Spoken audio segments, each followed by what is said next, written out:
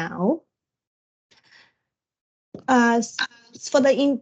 Initially, I was talking about give a bit of information of the public health capstone course. And Claire will talking about the study abroad program, which it can be the option for you to complete for the capstone course. Then Sue will talking about the internship course, give you a bit idea about what is the course about and some process you need to follow. And then Daisy will talking in details about the application process for both courses. So we have a quite handy program here. So hopefully after today's session, you will have better idea about these two courses. Let me start share my slides for my presentation. Can you see my slides for the okay, cool.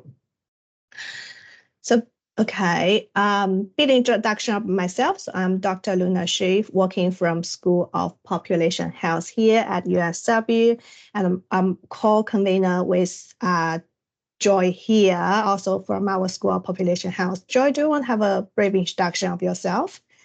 Just say hi to our students. Sure. Thank you. Good morning, everyone. So probably some of you already have taken my classes before taking my class right now. So I'm Joy, combined track academic here. So I'm supporting Luna to do this presentation today. Thanks, Joy. So for today's information session, we just really give you brief ideas about this course. So I will start to talking about the course aims, the options you guys can choose to complete this course, and the assessment you guys need to complete for this course unit. And then give you some suggestion of next steps you guys need to follow before you enroll this course. So the public health capstone course is a core course in the BEEF program. So we normally have this course, you guys normally have this course at the third year of your degree. I listed 4 course aims here. So first one is allow you to synthesize and reflect your knowledge and skills in public health, provide opportunity for you to apply knowledges and skills developed through your undergraduate degree to an area of interest. Extend your practical skills in the public health practice and increase your understanding of the public health practice and opportunities in the field. So learning outcome is really based aligned with our course aims here. We have 5 learning outcomes. So after complete the course, you're able to apply the theories, concept, models, methods, skills, knowledge, or the value developed during your undergraduate program. Learning objective 2, learning outcome 2 is reflect to the process of developing the proposal and meeting the work and professional aims and objectives in the public health research or the practice context.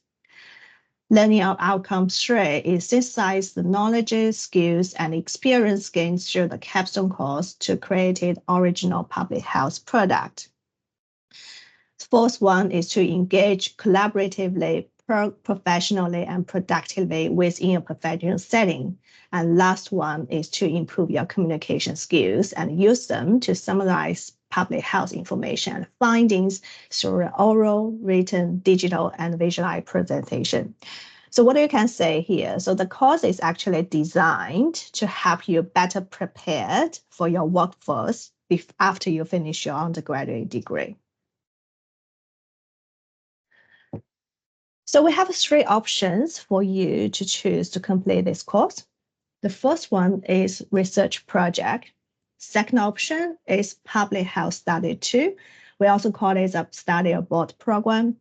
Third one is internship option. We also call it as work integrated learning.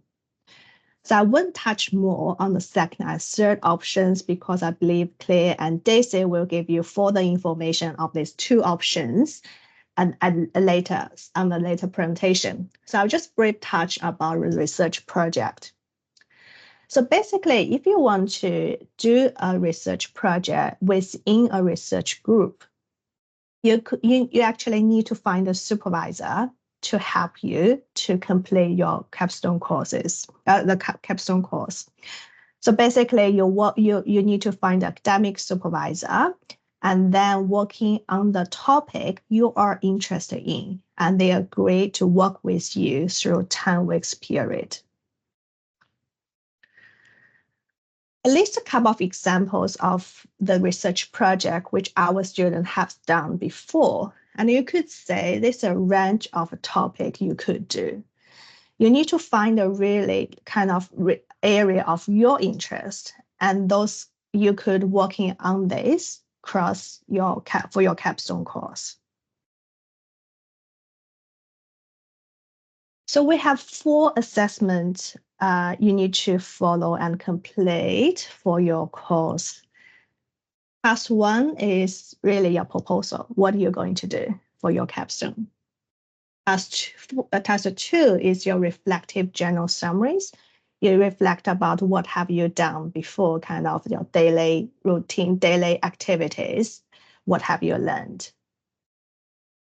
Task 3 is your supervisor evaluation. It's really kind of supervisors to evaluate your day-to-day activities, and then they will have a report for your performance. So task 4 is a final report. What have you learned from this from the course, and what's your plan for the future? Such things. So the next step for you to follow before you enroll this course, I think it's the most important that you decide which option you want to take on. I hope you can get better idea after today's information session. And if, for example, if you're interested on a research project, I think you can start to try to find opportunities. We have heaps of resources on the UNSW website, and you could search in, the keywords based on your research interest, try to find a supervisor and make connection with them. Just have a chat with them, seeing whether they have project available for you to take in for your capstone course. And then we have a lot of opportunities for you to do the internship and also study 2 opportunities. And I believe you guys received some information for that already. And keep eyes on the emails. We also have a scholarship opportunity available. And I can say a lot of you, many of you guys have applied for the Fiji program, which we just advertised a couple of weeks ago. That's just brilliant. And I think that's a really good opportunity for you to go for it. So keep eyes on the email. And if you're thinking you're interested, I do encourage you guys to apply for those. And then if you're still not sure and you still want to have a chat, feel free to just drop the email to us. And I'll just list my email and also Joy's email here. So feel free to drop us email, and we are happy to chat with you guys for your options you can have and about your career development pathways. So I think that's it from me. And Joy, did I miss anything, or you want to add anything? No, thanks, Luna. You did very well and explained very well to our students. I just want to mention and also emphasize that the Capstone course is really designed to pretty much at the 3rd year level, and to really give students opportunity to apply their knowledge and skills learned from the program to a more practical opportunities, whether you're doing research or internship or study tour. So we want to have this a very fruitful process for you. So I know some people may want to jump ahead a little earlier, and just be mindful if you have any questions, if you want to do that earlier, talk to us first. And another thing that I want to also emphasize is, besides some solid, hard knowledge that you learn from your program, you're also going to develop some of the soft skills, such as interpersonal, creativity, enterprise skills through these kind of opportunity. So it will be a very important process, and I really wish everyone can find something that really suitable to their need and plan their future career in public health. That's it. Thanks. Thanks, Joy. And if you have any questions, please feel free to just type on the chat function and we'll answer by the end of the session. And also feel free to just speak up at the end of the session. We are here to answer your questions.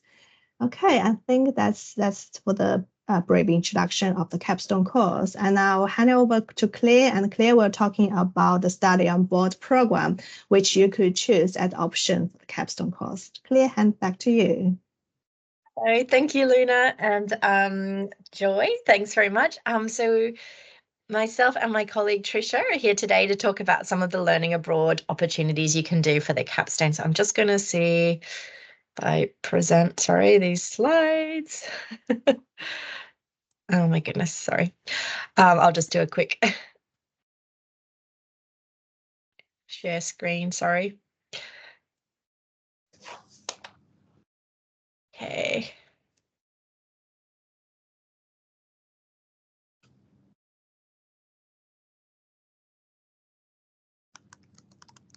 Apologies for that. There we go.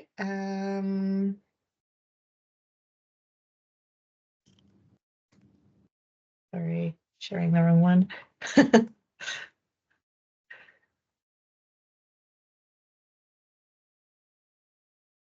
Sorry, I thought I could do it the quick and easy way, but through the actual slides. There we go. Sorry about that. So my name's Claire Mander. I'm the Senior Program Officer at Learning Abroad Office here at UNSW. And we also have on the call Tricia Tippapart, who's the coordinator for funding. Tricia, feel free to jump in at any stage. I might do the first slides with the program information, and then if you'd like to do the funding ones or answer any questions, that would be great. So So the first one we wanted to just talk about were a couple of programs run by third-party providers that the university works with. And these organizations that run study programs for students, and these would be ones that could potentially fall under the Capstone program. So the first one we're going to talk about today is a provider called Think Pacific, and they run remote, so like virtual and in-country experiences in Fiji. They're also starting Bali ones soon, but their main programs run in Fiji. So they run different types of options, and these are the ones that I think would be most obviously relevant to public health, but there's many other fields as well. So they run actual projects in Fiji, so in youth empowerment, mental health, and they have a global team internship as well. They also have remote internship program, which you might have heard about as well. So in global health and global psychology. So these both give you the option to work on projects and partnership with Fijian government, with NGOs, not-for-profit organizations and charities. The programs run from 4 to 12 weeks in duration. They have various start dates throughout the year, and the New Colombo Plan funding, which we will talk about shortly, is available for some of these for eligible students. So just to outline a little bit more about what their projects involve. So for example, the projects in Fiji, say the Youth Empowerment Project is 1 month up to sort of 16 days project. And so you actually live in a village in Fiji, and you work alongside youth of that village in the groups. It's sort of 18 to 35-year-olds and looking at local and global issues. So that's really to develop a lot of cross-cultural skills, discuss solutions to aspects of Fiji's National Development Plan and UN Sustainable Development Goals. So there's a lot of different projects that can fall under that, a lot of different areas, depending on obviously on what your interest is as well.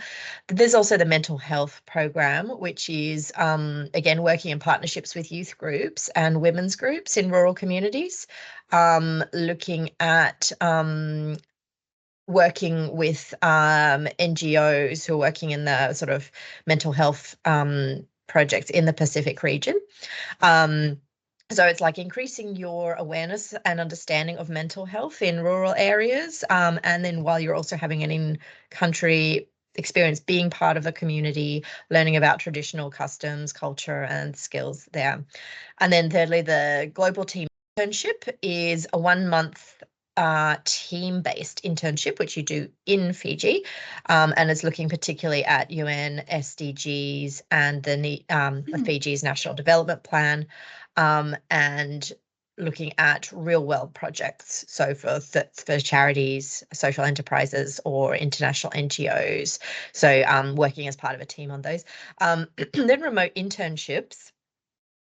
So global health projects, for example, is major public health issues. So looking again at particularly at rural communities in Fiji. So looking at public health issues that exist across the whole of the South Pacific.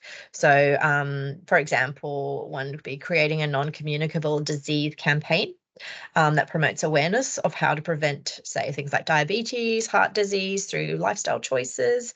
And then you submit the project to the Ministry of Health at the end. Then global psychology is also like for students interested in mental health or psychology. This is similar. So you're working, supporting the Ministry of Health with more like grassroots NGOs in Fiji to break stigma of mental health in rural communities and promote positive messages in Fiji. So it might be creating an online campaign, physical resources, lots of things that you can then that can be used to promote awareness. So for some of these organizations that are working with that. We have had a student from UNSW who did the mental health project in Fiji last year. As a short testimonial. She actually has a video on their website too. So that's nice to sort of hear what she's had to say. But obviously, I will just leave her testimonial up there. But she said, you know, obviously it was quite a life-changing experience living just for even just that short period of time, being immersed in a community and being very much like able to practice and learn a lot as well. Now the next thing we have was the another option, which is Achichus, which is another organization. So it's a consortia of universities in Australia, which we belong to, and they run programs in Indonesia. So they do have a public health study tour in Jakarta and Yogyakarta. This does run in January, so it's a 2-week program and looks at the Indonesian health system. You do seminars, field trips, healthcare site visits, and look at prevention initiatives. Unfortunately, the applications for this next one have just closed, but it runs every year. And so it's an option for potentially for future cohorts, or some of you may have already expressed interest in this option there as well. And so then there is funding available for these programs. Let me just jump across now to the funding. Tricia, did you want to talk about the general NCP information? Hi, Claire. Can you hear me okay? Yep. Okay, great. Yeah, thank you. I'll jump in and yeah, feel free to, I'll pass it back to you if there's anything else that you can add. So yeah, so great to be here presenting about the New Colombo Plan. So if you're not aware, it's a really great initiative from the Australian government. We're actually in the 10-year anniversary, so it's been 10 years since this initiative began. And UNSW has been really successful in getting quite a bit of funding each year from this scheme. And it's a very prestigious program for students to go through. So yes, we do have some grants available, which is fantastic. And one of the biggest aims of the New Colombo Plan is to help lift knowledge from the Indo-Pacific region and bridge that gap between Australia and the Indo-Pacific. So yes, there's grants between 1,000 to 3,000. And in terms of destinations, it's actually only available within Asia and the Pacific region. It's only available to undergraduate students, and you must be an Australian citizen. So unfortunately for this particular initiative, we cannot accept dual citizens of countries that you'll be attending, and permanent residents and international students unfortunately are not eligible for this funding, so it's only available to Australian citizen undergraduate students. And it's just provides such a great opportunity to help with program costs. And there is a very extensive alumni network with the NCP as well. Claire, is there anything else that you would like me to mention about that? So we might just also mention that there are different so there's the mobility grant scheme, and then it's a different scholarship scheme. So we're talking specifically about New Colombo Plan mobility grants for this one, which is attached to a particular program. So you don't need to actually apply for the funding. If you're accepted into the program and you meet the eligibility requirements, you'll be automatically assessed for the funding. So you don't need to submit a separate application. We will do an eligibility check as part of the application process. And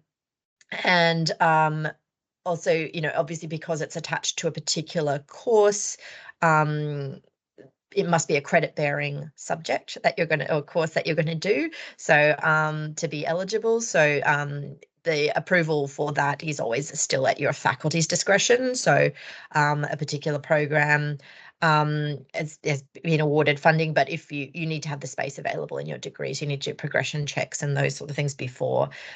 So just to make sure that you have the ability to get credit for that subject in your program. Sorry, that was the only thing I just had to add.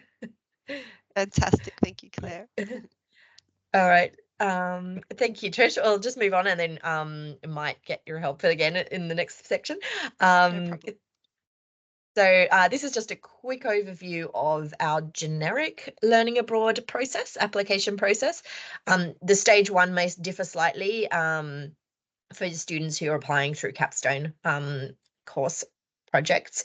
So usually it would be that a student finds a program, applies to us and gets the approval, and then we sort of nominate for a place. So in that case, that's sort of slightly different for those students applying for the Capstone projects, but similar steps, just in maybe in a different order. But it is important that we have confirmation that you can do this for credit.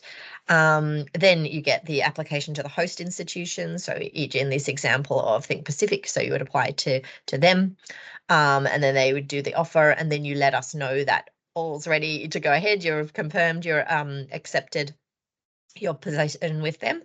And then we put you into our pre-departure or online preparation, depending whether you're going to travel in person or whether you're going to do it online. And then so we will send you email updates pre-program to get ready, things you need to do, the travel approvals for the university, or if you're doing an online course, things that you can do to prepare for the online study. Then you have your departure and actually taking the course or doing it online. So we will also keep up to date information coming to you through that stage. So, any advice about things in country. And then when you return, there's a sort of a reflective stage at the end for the study abroad program. So this will be separate from your actual course, which may have its own reflection at the end, but this would just be, how did you actually find the study abroad component? So, and then we'll get the confirmation from the host organization that you've completed successfully, and then we would send that to the school for, then that gets recognized, ticked off the bit that you need to complete. And then we would love it if you can become an ambassador for these kind of projects. So as we had that student's testimonial before, if you've had a positive experience and you'd love to share it and let other students know about it, we're always looking for people to help us out with things, and volunteering at events, even like exchange fairs and things to talk about these projects. Yeah, and so if you want some more information on any of this, we have our general page here, and also my email address is the Advisor for Global Ed one there, so feel free to put that in there. Again, this is specifically for learning abroad programs. For the actual public health requirements, obviously best to speak to your course conveners and the school. So yes, thank you. I'll stop sharing there, and I will pass over to the next section on the agenda. Sure. Thanks, Claire. Thanks, Patricia. That's super helpful. I hope you guys feel this information helpful as well. And Claire, I was just asking on behalf of our student. I think they're probably more interesting about, do we know kind of time frame of when the student will receive some such information on, the scholarship available or NCP program available for them to apply? Do we have a roughly time frame for them to know in head? Yes, so the projects that have been approved for funding will also be promoted with the opportunity of having funding available. So it's it's a funded project. So when we promote them, that will be, so the Achievers ones, for example, they have the funding every year for their programs. They have a sort of set deadline. It'll always be promoted as part of it. The Think Pacific ones, UNSW has the funding available, so we will promote it at certain times, so for this year, but they have numerous start dates all throughout the year. So, but that general the general project does have funding, so eligible students applying at any stage through us could be eligible to be considered for that as well, if that makes sense. Yes. Yes, it does. Thanks, Claire. And I believe some the information, if you have some update information, the student will receive the information by emails. Yeah. Yeah. Okay, cool. We do post it on our Learning Abroad notices page as well, but we will try and maybe then send the specific public health things to yourself to disperse amongst students as well, if that's easier. Yeah. Yeah, that's better. I think that's better for our students to receive such information regularly in case they are forgetting and miss those opportunities. Thanks so much, Claire. Thanks so much, Tricia, for such information. And I think if you have any questions, just pop in chat, and as I said previously, we will answer those questions by the end of this session. Okay, so we now move on to Sue, and she was talking about the internship program, which it was an optional courses for postgraduate degree. So Sue, handing over to you. Thank you. Good morning, everyone. And thanks for joining us. I'm Sue Shebeki. I'm the Course Authority for PHCM 9143, and I'm located within UNSW Employability under the Will Central team, under the Pro Vice Chancellor of Student Success. And I've got two colleagues with me, our wonderful Will Central lead, Camilla Chow, and we've got Daisy Bowie, who will talk about application processes and all of that, and that will be for both the postgraduate and undergraduate. So please please stay on, all of the undergrads.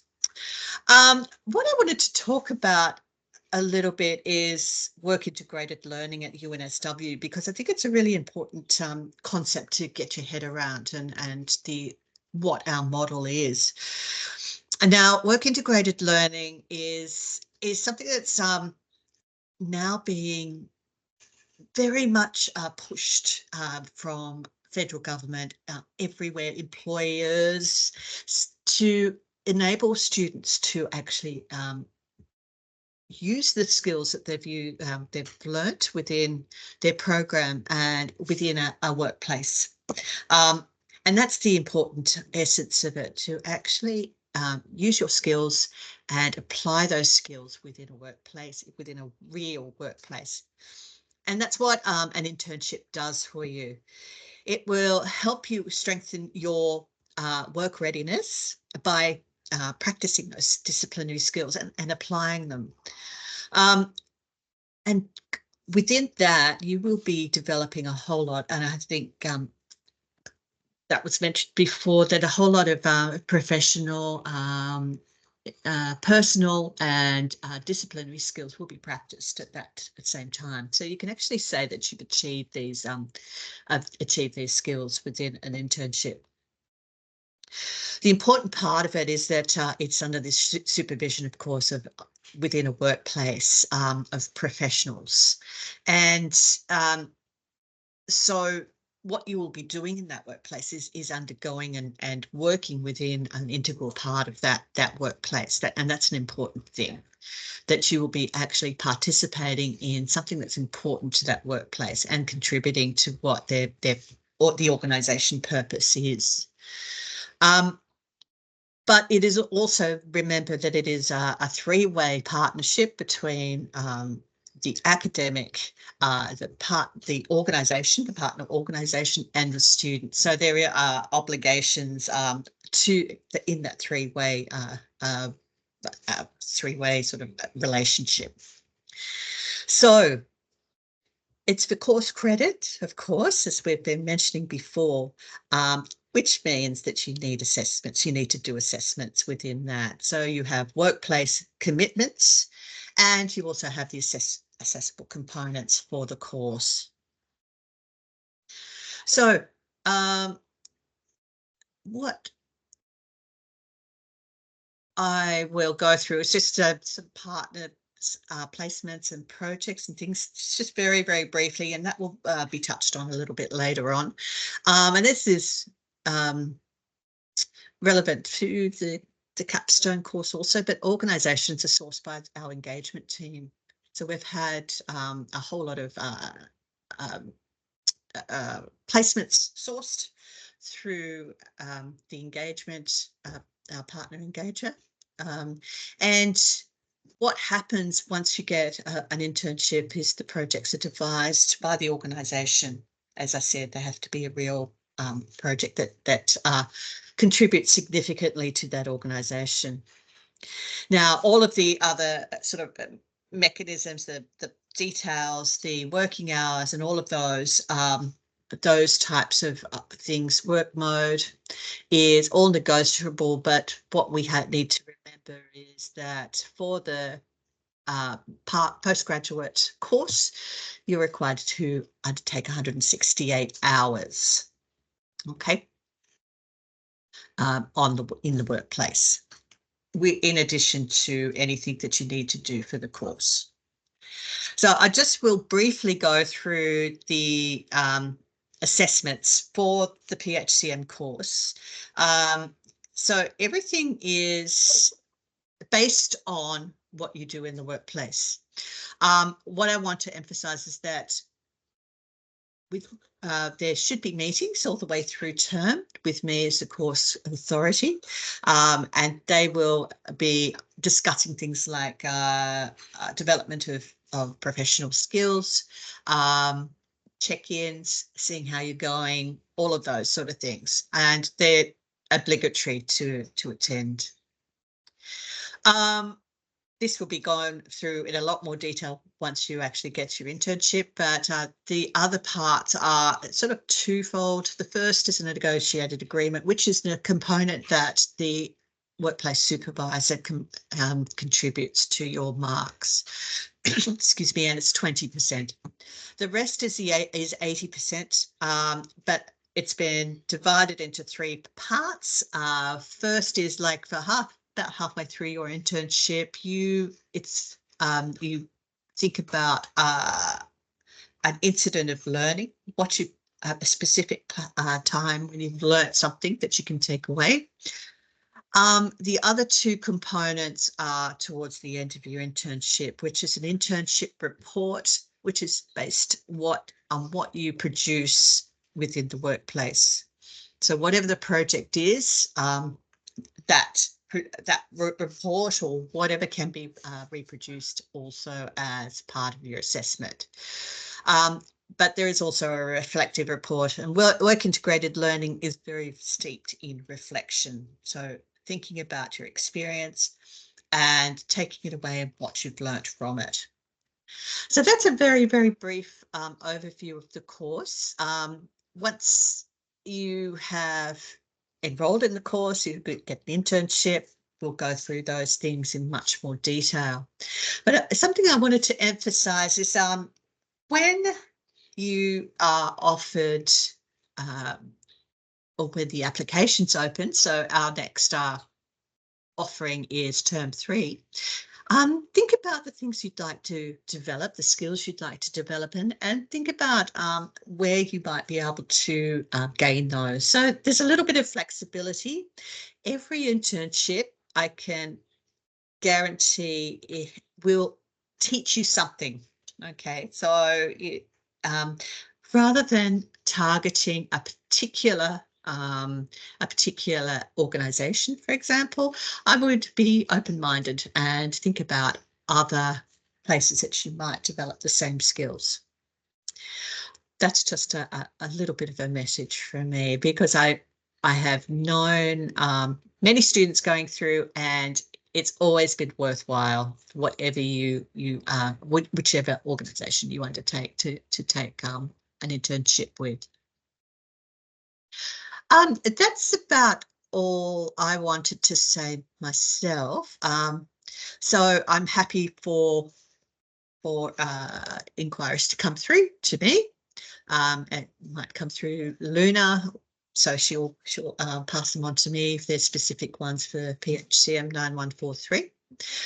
But I think I am going to pass on to Daisy about the application process for both postgrad and undergrad, which is much the same process. So I think over to you, Daisy. Is that right? Yeah. Yeah. Thanks, Sue. Thanks, Sue. Yeah. Keep going, Daisy. Handing over to you.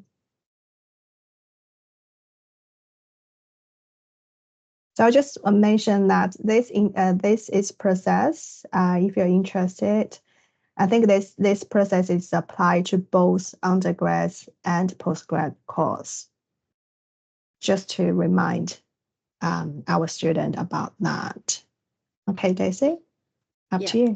I hope everyone sees my screen. Yeah.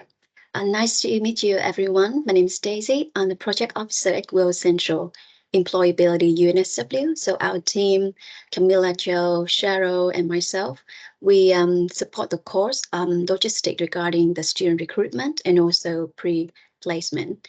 So with PXCM 3003, the third option, the will element only, and PXCM 9143, students will submit your application via InPlace. So I put in the chat how to log in via InPlace for your information. So InPlace is pretty straightforward, and I'm pretty sure that you will find it user-friendly and very easy to navigate. The application window will start by today. So yeah, so later today, please have a check. Until Thursday, the 20th of June. So you will have 2 weeks for the application. And also after this meeting, you will be receiving an email from us with 2 documents, how to apply and also all of the placement information. And just a note that each student can apply up to 3 opportunities, and you can do preferencing on InPlace. For example, this is your first priority, the second priority, and the third priority. So how to apply for PXCM 9143 and 3003 on InPlace. So first of all, you log in via InPlace with your student email and also the password. If you do not remember the password, there will be a button for you, say, forget your password. Just click on that. There will be an email sent to you to get the new password. So you will see on the right-hand side, the icon internship. So if you see internship 12, which means there are 12 opportunities for you to apply. And then just click on that button. You will see the list of all the available opportunities. And just check one by one and same as Dr. Sue just mentioned. Just see the opportunity that is the best fit for your set, what you want to learn, and also the organization name as well. So when you click on each opportunity, there will be the apply button for you.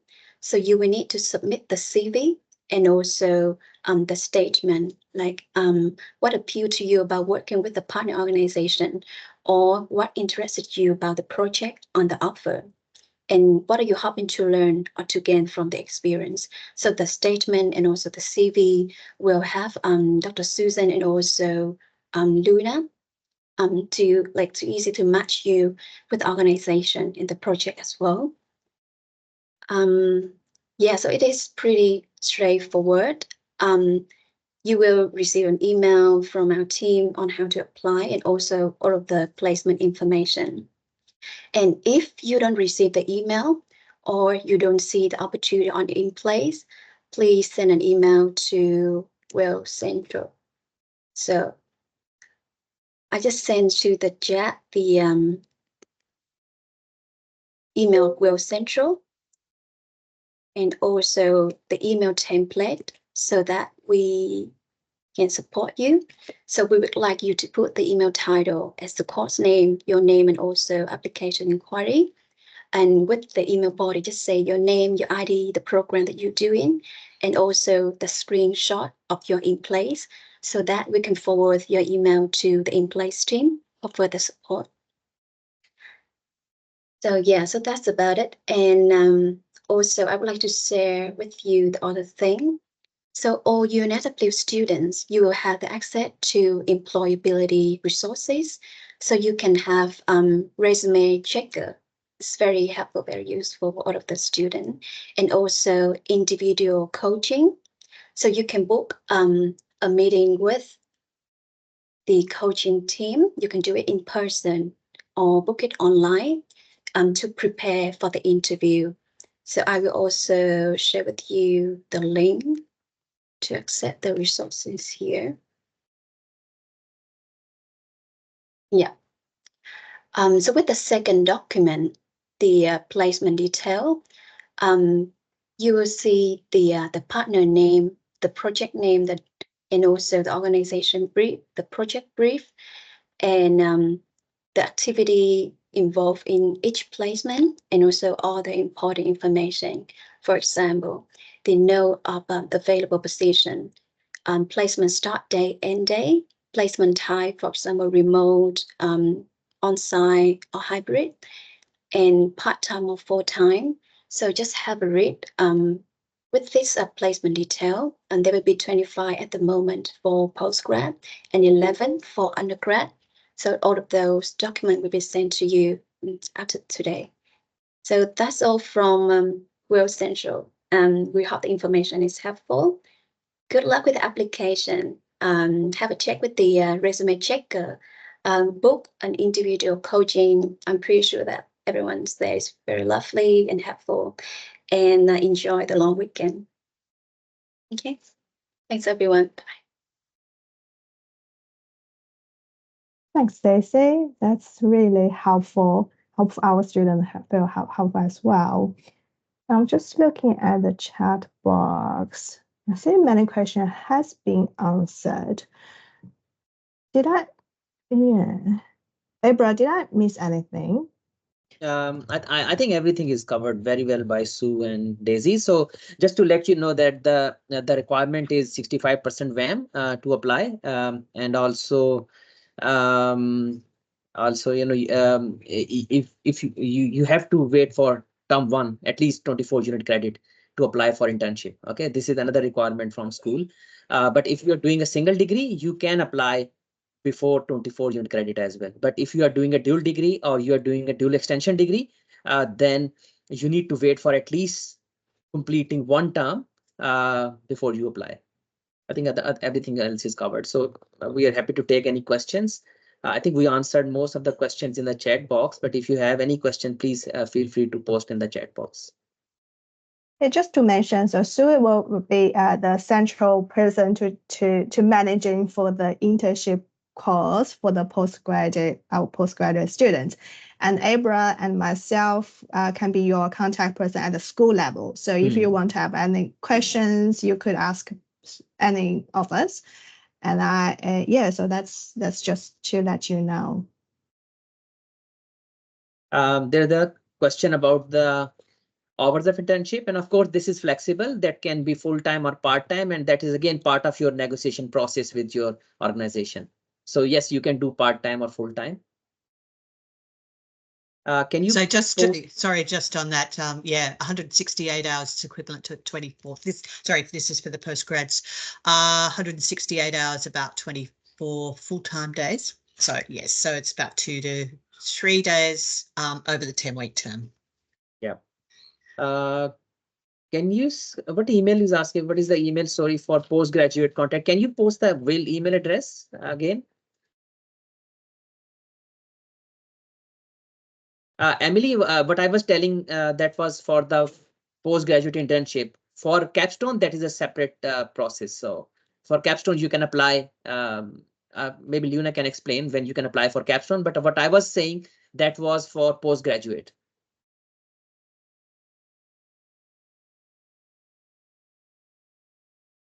For the capstone, that's mainly for undergraduate level of study, and you can have 3 options. You choose one of the 3 options. However, you do need to be mindful. For example, internship is only offered in term 3, and then study abroad it varies. You can see that Chiches is in summertime in January, and then Indonesia.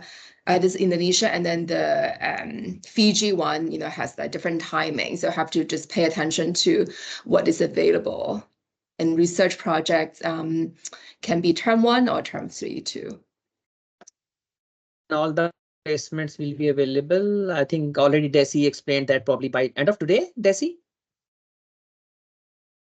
Okay, yeah. By end of today, you will get an email, so you will have access to, you can see all those placements. Then question is it possible to complete the internship at your workplace? Unfortunately not at this stage. For internship, I'm talking about. You can do a research project at your place, but for internship, you can actually recommend us. So we will try to make a kind of contract with them, and then you can probably do, but otherwise, internship can only be offered in those institute which actually we have in the list. So it's not possible at your workplace. Email is given. Okay, do you have an option for students in self-sources internship? No, not at this stage. But actually, I mean, some exceptional case, like if we have time, they can actually recommend us. So we will try to negotiate with them. But the problem is because all internship process is very open and transparent. So those will be open to everyone actually. So currently you can do a research project at your place, but not internship. There is another option actually, if you look at the UNSW School of Population Health course outline, there is a option for independent study. Independent study is a very good alternative actually for internship that you can do at your own at your workplace. So independent study is a very good option. Like if you want to do a kind of internship at your own place, consider independent study. So I will post a link soon. So that is one option you can do. When will be the accepted rejected form from an internship? Yeah, so they will let you know as soon as the process is complete. So we can do an undergraduate internship through. Can anyone answer this question, Luna or someone?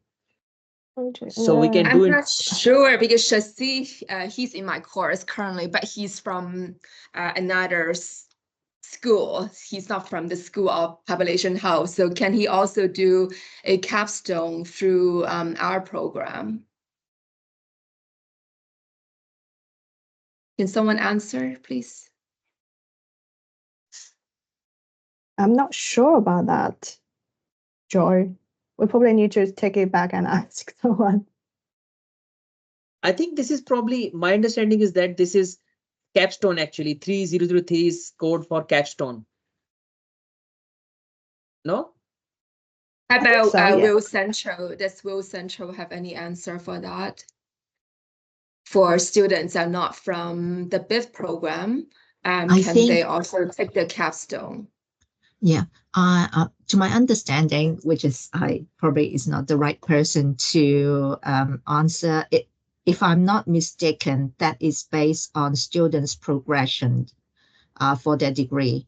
So maybe nucleus and also the students' home school, that would be something on the academic level to negotiate, because I think if it is a capstone, how does it going to fit into the current students' program? That is what I'm thinking. So perhaps have the initial chat with Nucleus, see whether they can give you, is it Adam? Yeah, give you some advice on your progression, because otherwise, like, do you have space, and how does it going to contribute to your program? Yeah, that's for Shahid. Actually, Shahid, he's from science, medicine, I can't remember. But I think the answer for you, Shahid, thanks for asking that question. But perhaps you should go back to your school and who at the authority and ask them whether it's possible for you to do a capstone through our program and in line with your learning schedule. And then we will chat with our program director as well. And we'll get back to you later. Yeah. Okay, so there's another question about that next year term 1. So you can't apply it now, so you have to wait for term 3 applications. Okay, so we will open applications during term 3, and then you can apply for the next year term 1. So each year it's 2 to 3 months early we apply. So we open those applications. Yeah,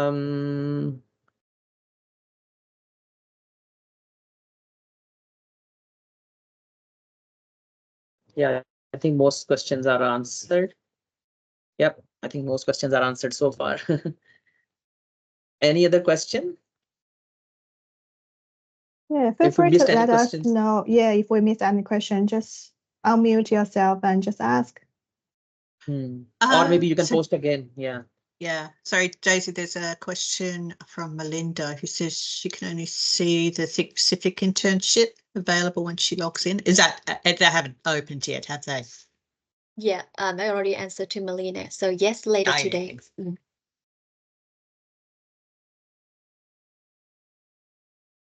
It's like the premium movie review, isn't it? We have a question saying, where can we find details about internship assessment, Abra? Yes, so I already shared a link about the internship. I can share again. This is a link. So you can find some detail about the assessment processes. So there could be different assessment, different options. You can write a project, for example. You can do a research project during. So everything is it's a bit different. So marking criteria already Sue mentioned. It's about 20% marks are for negotiated agreement and 80% marks are for actual project. So you can find a bit more detail in this link. I just shared the link. So it's a course outline. It's a currently a slightly outdated course outline, but still it's valid. Still we are following the same. And there'll definitely be more details once you enroll. We'll go through those in detail at the start of the course. Okay, so last 3-4 minutes. So just for the presenters, I would request that if you can share your slides with Luna so that Luna can actually combine them and we can share with the students, because I think there were some very good links as well. Some links were new for me as well. Good learning today. So I think I would request that everyone please share your presentations with Luna so that she can share with all students. Yeah, that's a really good point, Abra. I was going to ask the same thing. And this, I just noticed you post a lot of links for our student in the chat. If you can send them in a document, sure. I think that would be super helpful to our student. Try to find all these links. That'd be good. Yeah, these resources are very helpful. So that'd be great to be shared. So good.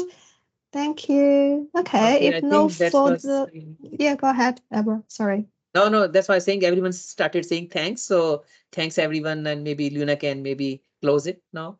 Yeah, sure. Yeah, thanks everyone to attending, and thanks very much for all the presenters to give us such informative sessions to our student.